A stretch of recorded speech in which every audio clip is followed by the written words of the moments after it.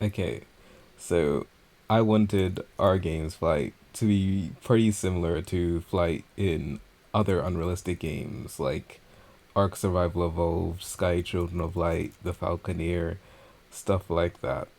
And I've got it pretty similar. I compared and contrasted a lot of unrealistic games to realistic games to see what they're doing differently. And with Flight, what unrealistic games seem to be doing is instead of having realistic flight lift and drag based off of like the lift and drag coefficient, which depends on angle of attack and the Reynolds number and other realistic stuff. Instead of doing that, they kind of allow lift and drag to bend to the player's will. And what that means is basically the strength of lift and drag is dependent on how much lift and drag actually help the player move in the direction that they're facing. Because we're not always moving in the direction that we're facing. Like if we go up, for example, right now we're facing upwards, but we're not going upwards. We're going downwards. So we're really falling downwards. So what lift and drag, what like a drag will do, is be zero because wait, no, what drag will do like if we're falling? Hold on, let wait for it.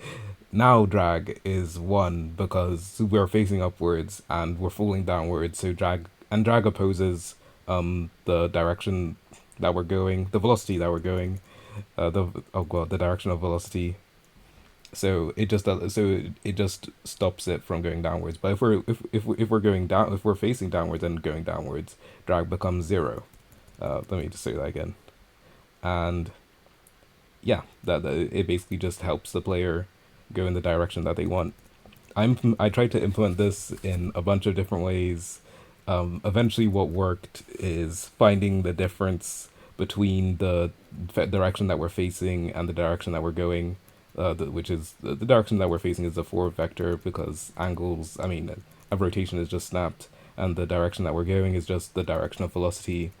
Then finding the yeah, so finding the difference between those two directions, then getting that the direction of the difference between those directions. I don't know why. I mean, no, and I kind of know why. It needs to just needs to be a normalized vector, and then we find the dot product of the direction of the difference between the velocity and facing direction, and the lift and drag, like the pre-calculated value that's just based off of velocity. And that's how we find how similar drag and lift are to the direction of the difference between the velocity and facing direction.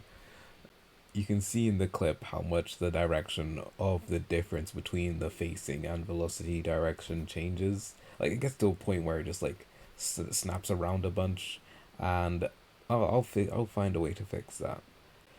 The lines and even the white lines have helped me understand this a lot, so I'm just including it in this clip here. So what the dot product does is it basically just ranges from 1 to -1 depending on how similar the two vectors are. And yeah, the angle is like the angle between those two vectors is what it's really measuring. Like if the angle is like 45 degrees, the dot product will only be 0.5. If the angle is like 90 degrees, it'll be zero because the perpendicular angles are zero. Then past 90 degrees, it becomes -1. Like if you're at a full like opposite facing vector, like a full 180 degrees, then the dot product will become -1, and that's like the maximum. Um, but what I've done is clamped the dot product value to zero because minus one will make like lift go in lift and drag go in a weird direction. We don't want that. So it's just clamped to zero, and it would have stuttered anyway when it stuttered worse when it was going to -1, but zero is still pretty bad. So I'll see how I can fix that like stutter like that's happening like over here. You see that? Yeah. And what I also have is like minimum drag and lift. Currently, I have none because it just doesn't feel that good. currently at least.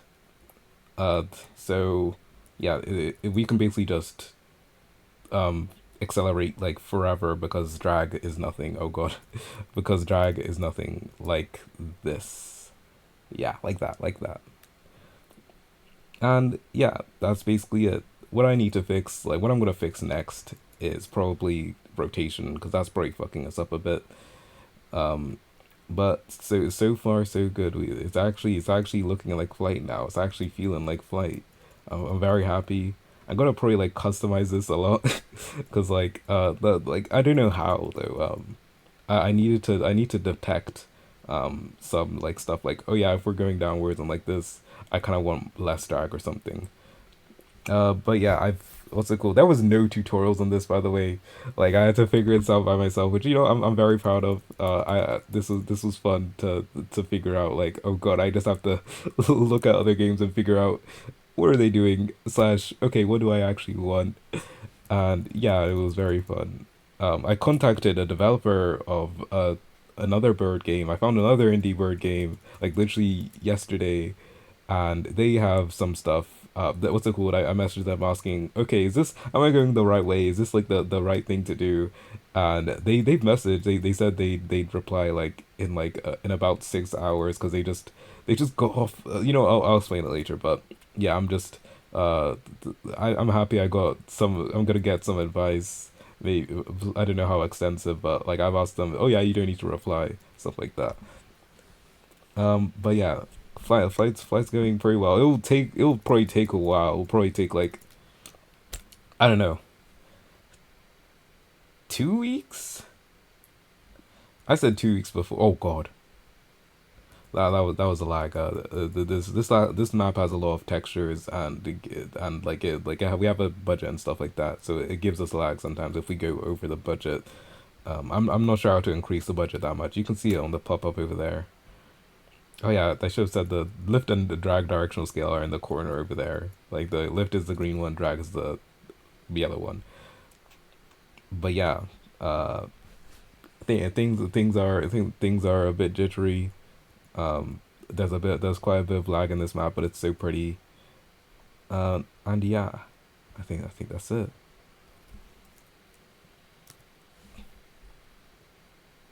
It also lags when we minimize the editor. Oh, that's pretty funny.